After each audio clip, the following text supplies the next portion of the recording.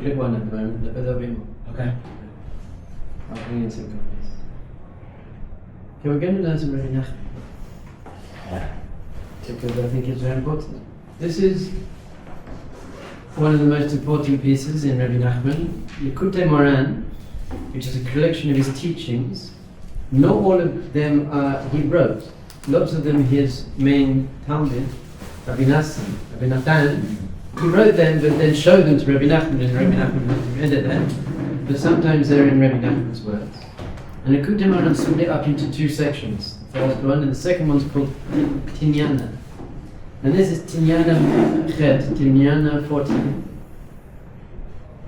And it's a powerful thing, and I think it's very good for this time of year, and it's very good for this stage of your growth process. It says like this. Maybe we'll learn it, maybe I'll make photocopies and we can follow along inside, but let's start.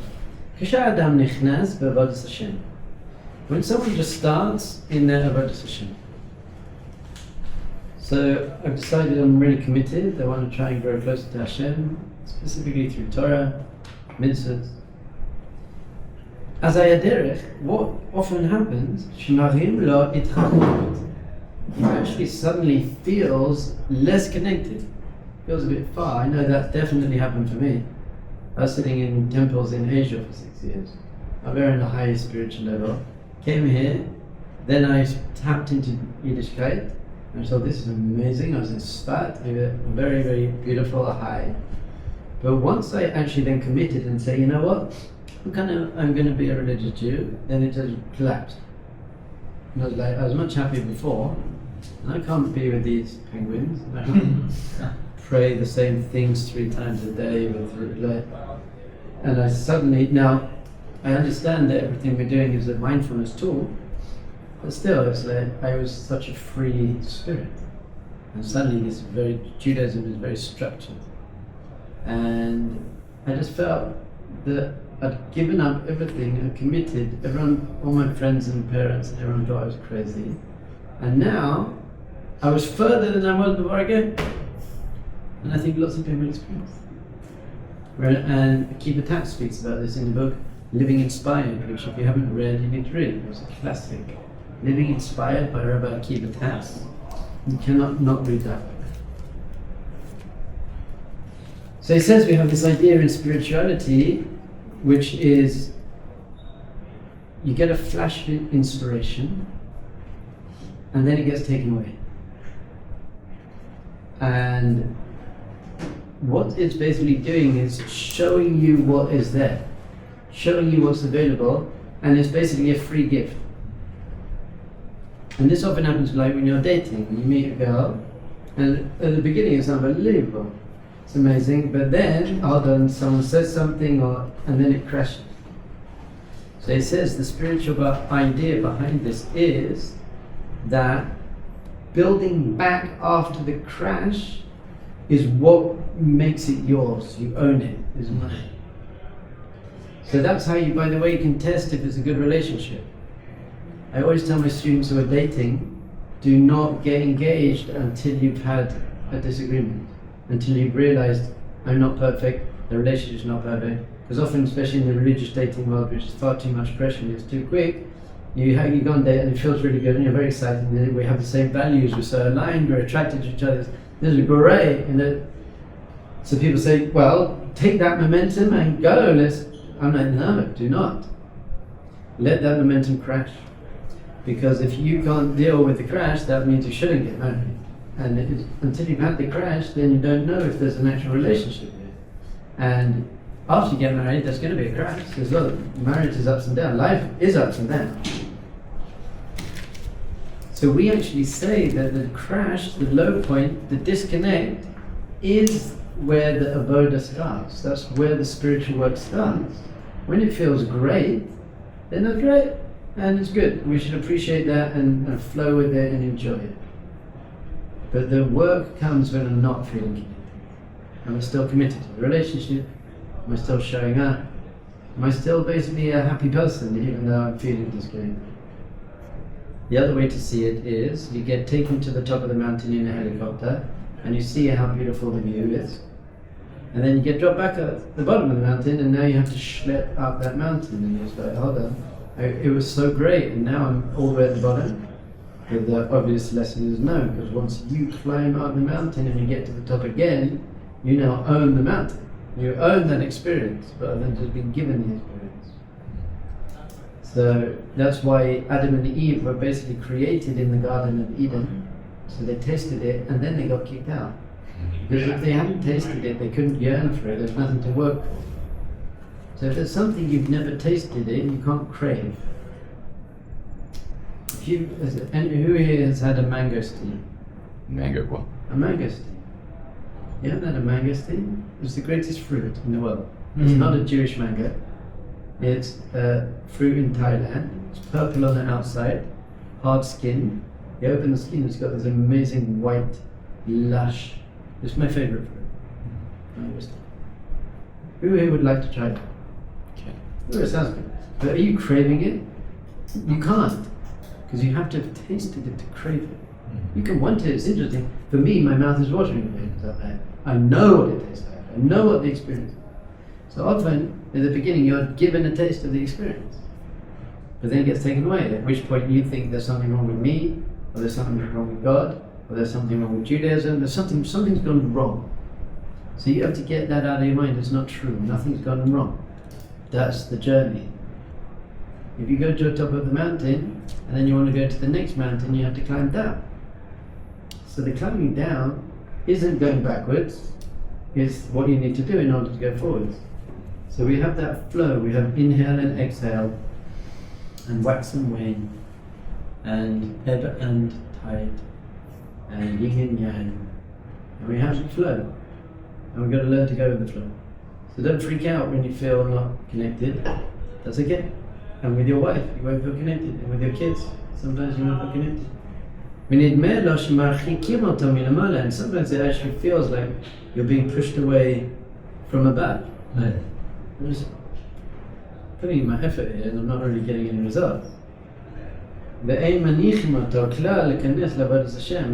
you're not being allowed to experience godliness. You also have to remember the high levels that we often speak about, that I speak about, of real God, tangible God consciousness, is actually very rare. I don't think your average religious Jew is walking around in some high state of spiritual consciousness like I was experiencing in temples in Nepal, and walking around in a higher state of awareness in the Himalayas. I don't think your average Orthodox Jew walking around the streets of Jerusalem is actually living in some high conscious, God conscious state of being. It's very hard to meditate and Havana in your brachas and purification and go to the mikveh. There's a lot of work that goes into actually having a spiritual experience, unless you use drugs, which is what people do, because there's no work involved and they get to have this high experience and it feels great and it opens up doors and consciousness that I couldn't have tapped into.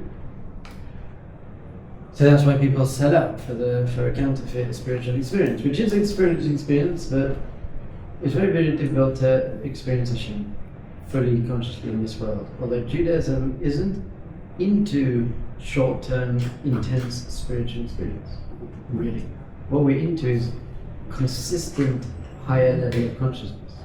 So when you're going for peak experiences, then you'll have the peak experience, but then your everyday life will actually be on a little bit lower level. I'm not saying you'll get depressed, it's not all bipolar.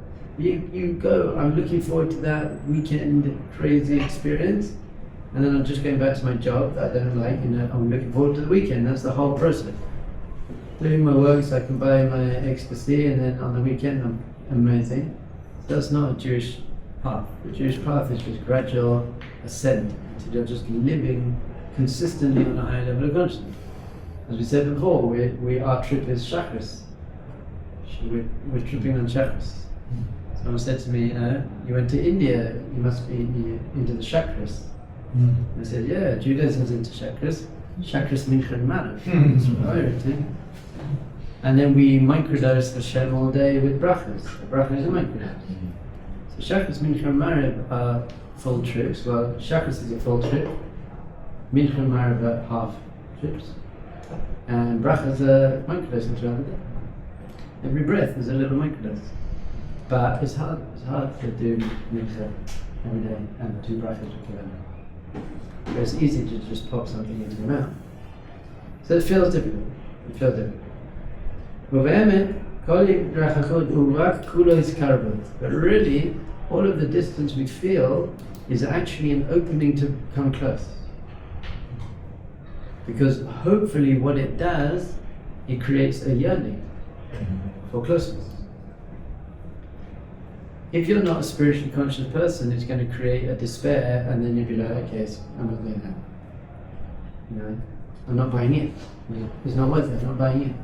But if you're a spiritually conscious person, it's creating I want that. But you have to have the taste at the beginning to even yearn for it. So we're given a taste, and I want to come back to that taste. It's like when I'm away from my wife for Shabbos, and I sing Aish's Chayim to an empty chair.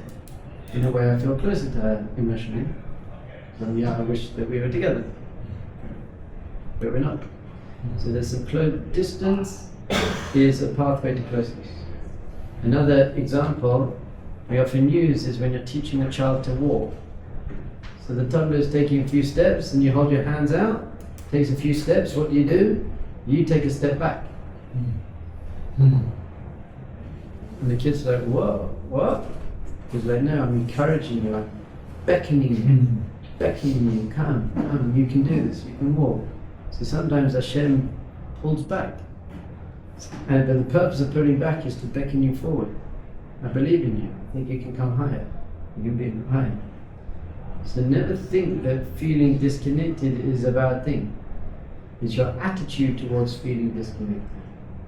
Your attitude towards feeling disconnected is, I'm bad, Hashem's bad, Judas is bad, I can't do this, it's not worth it. That will be your experience. But if your attitude of feeling disconnected is, and I want to create a connection, understand that when the correct connection comes, it's going to be on a higher level.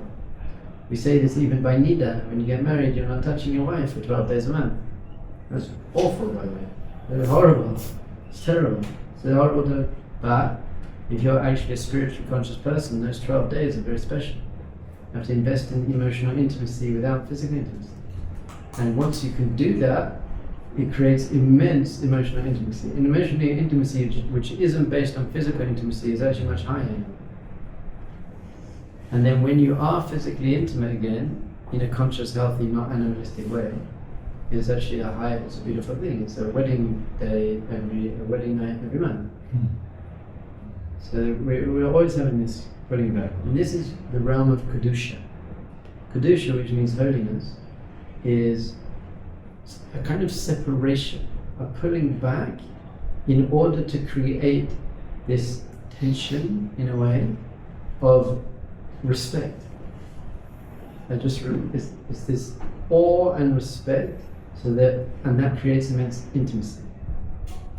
So someone was it was some rainbow gallery, whatever it was, but everyone was naked and drugs and music and audio, and there's something very amazing and natural and awesome about that. And it's just like, look, but there's no Kedusha.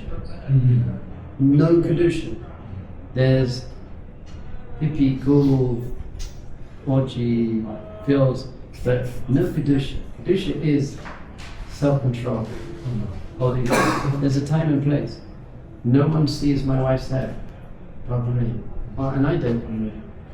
The Zohar says, even the walls of your house shouldn't see your hair. That's for a woman. So when my wife is alone in the house, she's still growing her hair all the time. Yeah. She doesn't have to. Halachically, a woman on her own in her house, or even with her family, doesn't have to cover her hair. Kabbalistically, spiritually, but it's a big difference. That's why I'm not touching women. That's not my way. But come on, it's just a kiss on the cheek. It doesn't mean anything. Well, firstly, it's sad. It doesn't mean anything. It should. But secondly, someone said to me, "Isn't that a bit extreme? A bit extreme." And I said, "It is very extreme, but it means I've got an extremely amazing relationship with my wife. Because I'm not giving any of my physical or emotional intimacy to a woman who's not my wife. I'm looking at them in the eye, but also female students, and I see them as souls. How can I guide the soul? But I'm not WhatsApp messaging women that are not my wife.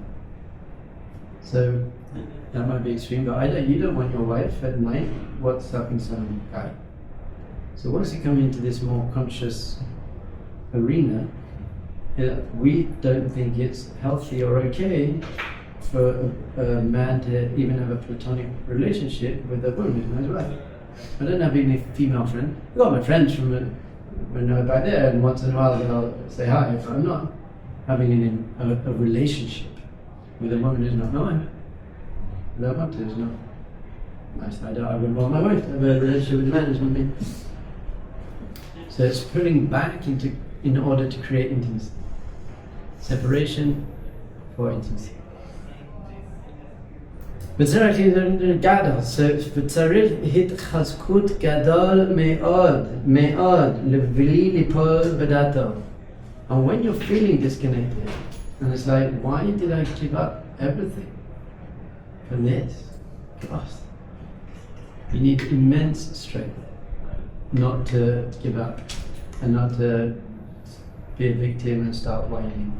Immense strength to say, I'm committed to my wife. It's not feeling good. It's not feeling good. We're not getting on well. Not communicating well. Difference of opinion. But I'm committed. I'm committed to this relationship. And I'm going to do whatever it takes to stay in the relationship. I'm going to show up. I'm going to just be a man. I'm going to show up. I'm going to express how I feel. I'm going to have emotional intimacy, but I'm not going to give up on the relationship. So too in your spiritual relationship with Hashem, sometimes it's not going. So you need immense inner strength. You need to be a strong person. You need to be a mentally strong person and an emotionally balanced person. So you can be so mentally strong that you're emotionally imbalanced. That was me. After being an English man and a Buddhist monk, I was so emotionally imbalanced because I was a British man, so we don't have emotions. But then I was a Buddhist monk, I was so mentally strong that I managed to just process emotions so quick. I was just so detached. I didn't have emotion. So that's also not healthy. Be so mentally strong and detached to not have an emotional experience. Until I got married, and my wife was like, I don't want to be married to a robot. I want to be married to someone who has needs. And so now I pretend I have needs. Yes, I do.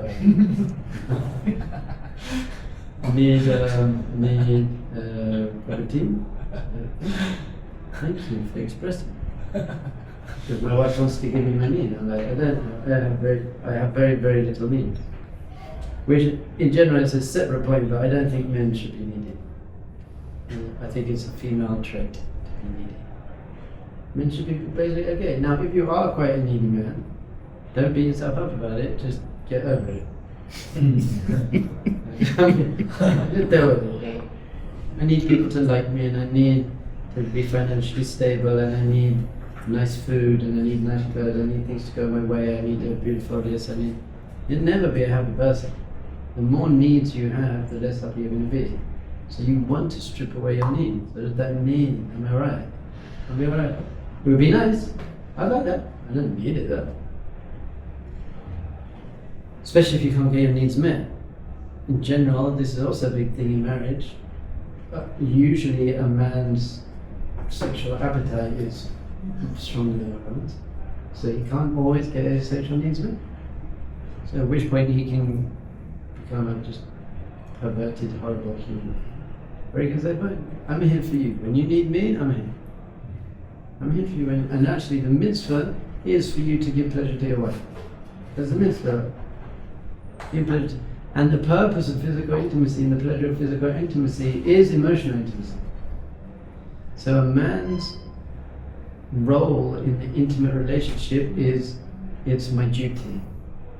I'm doing this out of duty to my wife. And obviously you've got to show your wife that you desire her. She has to feel desired. But in general, I'm not being my wife from a place of, I have a physical desire. I have a need. It's not a high spiritual level. And for the woman, it's got to be the opposite. She shouldn't feel that she has a duty. I don't feel like it, but because I'm a good wife and you have this need, I'll be there for you. I'm not interested. This happened. Look, I'm like, don't worry, I'm okay. I'll go and learn some Torah. For the woman, it has to come from a place of desire. She has a desire. You are there to fulfill that desire. And of course you get pleasure from doing that if you're a man. I know someone who had a child, his wife had a child, and she was so traumatized from birth that she couldn't be intimate for a year and a half. I love that, just couldn't. No, she wasn't a bad person, and she wanted to be, she was so traumatized. So he had to get over that. He could either that destroy his life and be like, I'm not getting my email, or I just have to get over that need. I have to not need it. Or I have a need, but I don't need to need it. So you've got to stop needing it. It's a high level of consciousness. So you need immense emotional balance and mental strength and spiritual awareness. כשהוא שעוברים כמה ימים ושנים שהוא מתייגע ומייגיע גדלס בשביל עבודת השם ועדיין הוא רחוק מהם. It might happen that you go many days or even many years where you're turning up. I'm davening, I'm putting on my tefillin, but I'm just not feeling anything. You got to have immense Sitzfleisch, I believe it's called in Yiddish, which means, anyone know?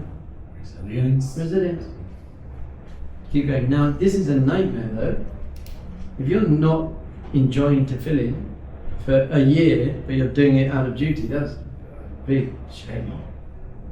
It means you don't understand what tefillin are. You don't understand what a mitzvah is. You don't understand your head, your intellect and your emotions and your actions, and you've got God's name written on your hands and you're not breathing before you put on your tefillin. So. But it can happen that you go for a long time not feeling connected. I didn't feel connected for a very long time. Around the time my father got sick and he eventually passed away, cancer, I didn't feel connected at all to Hashem. But I still davened every day and I still put on my tefillin. So I can do this without needing to feel connected. But I'm also that kind of character. I'm just like, I've got a job, I'll turn up and do my job. And I was still just a very happy person. So I wasn't relying on having some amazing spiritual feeling in order to be happy. I'm just a happy person because life's okay. I'm not saying you need. But in general, if you're going to be praying 3 times a day, you better enjoy it. So if you're not enjoying Yiddishkeit, there's nothing wrong with you, by the way, and there's nothing wrong with Yiddishkeit, and there's nothing wrong with Hashem. It just means you have to learn deeper things. And you have to go to a deeper place within yourself, and you have to meditate more, and you have to speak to Hashem more, and you have to have a real relationship with Hashem. There are ways to deal with these things. So you've been trying and don't feel close. I'm not feeling, are you a holier person? Do you feel I'm actually a holier person? I'm living on a more consistent level of higher thoughts. I'm not struggling with my thoughts the whole time. I'm getting jealous much less often. I'm much less needy. I feel more connected.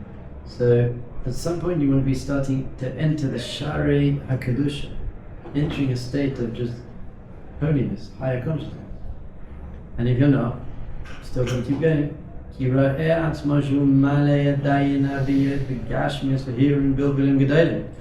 realize you're walking around, you've been in the Shiva now for 6 months, a year or whatever, and you're still having sexual thoughts, and you're still obsessed with your frivolity and money and looks and all of that. Once again, don't feel bad about yourself, but it just means you're still stuck in the heaviness of the gashmius, the material, physical of this world, and all the spiritual work you've been doing hasn't yet managed to just pull you out of it. Because once you're meromem, once you have uplifted yourself, then you can still do all the stuff. You can still have a good job and all that stuff, but you're not sucked in by it. You're now managing it and managing that life. So I've got a beautiful house, I have a job, I could have a car if I wanted to, I don't. But I have a Black Mamba electric bike. So I have what I need. I'm cool. Not what I need. But that's not, my life isn't driven by career and how am I going to pay the rent. Whereas The vast majority on the face of the planet, people on the face of the planet are driven by how am I going to pay the rent and then have extra to do pleasurable things. Go to the movies, have a vacation, that's all that. And we know that that's actually a curse. The curse of Adam is you're now going to have to work. And Western society really has turned the curse into like the dream. The grip, your career defines you. What do you want to be? What do you want to do? It's all about career. So we're not intending a career. I don't have a career. I have a passion. I'm living my passion. וכל מה שהוא רוצה לעשות בעבודת השם איזה דבר של קדושה אין מניחים אותו. You're just trying and it's just not going. I'm trying, it's not going. So you just need immense strength to stay in the game. Stay in the game. וזה הכלל. אהובי אחי. This is the rule, my beloved brother. חזק ויאמץ מאוד. Be very, very strong. Very, very committed. Very, very resilient. ואחוז עצמך בכל הכיחס ושאר קיים בעבודתך. And strengthen yourself with all of your strength to stay true. And by the way, loyalty is an amazing character trait. In fact, some people define imuna or translate imuna as loyalty. It doesn't mean faith, it means faithfulness. I have imuna, I have faithfulness. I'm going to show up, I'm going to be there for you, Hashem. Hashem, I know you're going to be there for me. I'm going to be there for you even when you're not there for me. I'm going to still do it. All the stories of people coming out of the tunnels in Gaza, who became more religious in Gaza, who Derech Imuna Bachati had chosen Muna in this terrible place, where I feel the most abandoned by Hashem. It's like, I'm committed. It's very, very hard. Don't worry, don't look at all of this, we speak about it yesterday, don't overthink stuff and overanalyze stuff and say, well, this means this and God says this and blah, blah, blah. Just do what you need to do. Stay in the game. ואם אתה רחוק מאוד מאוד ממני יסברך נדמה לך שאתה פוגם בכל שעה ממש נגדו יתברך עם כל זה כנגד זה תדע שאיש כזה שהוא מגוש שם כל כך כל תנועה שהוא מנתק עצמו מעט מן הגשמיוס פנה להשם יתברך וגדלה ויקרא מעט. So the further you feel away from Hashem, then the more precious any tiny thing you do is. When it's feeling great, it's okay. But in a way, the parent gets more nachas from that kid who's of the derech, but then just one day does something.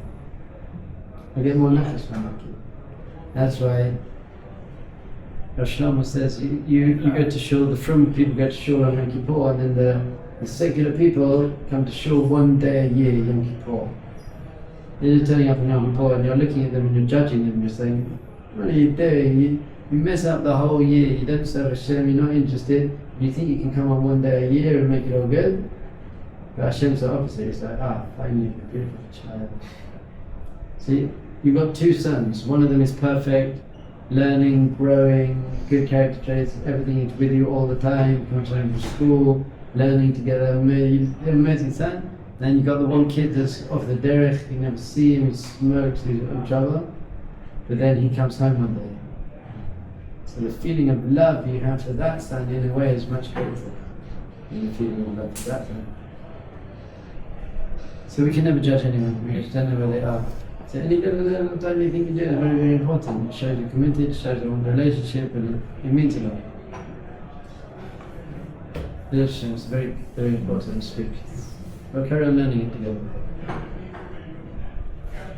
That's great.